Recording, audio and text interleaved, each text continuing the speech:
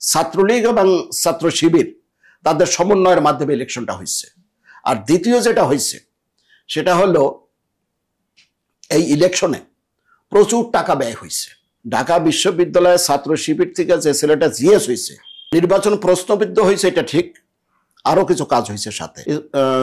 ছাত্রলীগের যারা সাধারণ কর্মীরা এখনো ইউনিভার্সিটিতে যাতায়াত করতেছে, তারা ছাত্র শিবিরকে ভোট দিচ্ছে।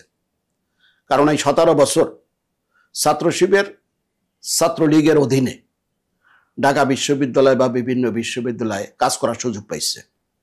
জাতীয়তাবাদী ছাত্র দল কাজ করার কোনো সুযোগ পায় না, বা বিভিন্ন বিশ্ববিদ্যালয় বা বিভিন্ন কলেজে প্রবেশ করতে পারে নাই। কারণ জাতীয়তাবাদী ছাত্র দল তাদের আদর্শের বাইরে যায় নাই। জাতীয়তাবাদী চেতনা, সেই চেতনার বেগম জিয়া বা তারেক রহমান এই স্লোগানের বাইরা বা এই ছবিকে নিষ্ক্রিয় করে বা এই ছবিকে বাদ দিয়ে তারা বিশ্ববিদ্যালয়ে প্রবেশ করার চেষ্টা করে নাই। কিন্তু ইসলামী ছাত্র শিবির ছাত্রলীগের অধীনে তারা তাদের কাজ করছে গোপনে।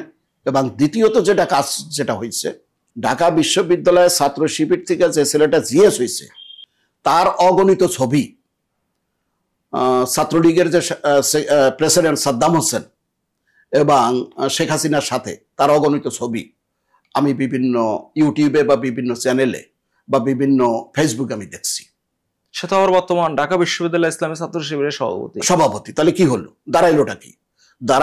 দাঁড়াইলোটা হলো যে ছাত্রলীগের যিনি কর্মী বা ছাত্রলীগের যিনি ছোটখাটো নেতা, তিনি হলেন সাদ্দাম, শেখ হাসিনা, এবং তাকে আমি অনেক জায়গায় ছবিতে দেখছি।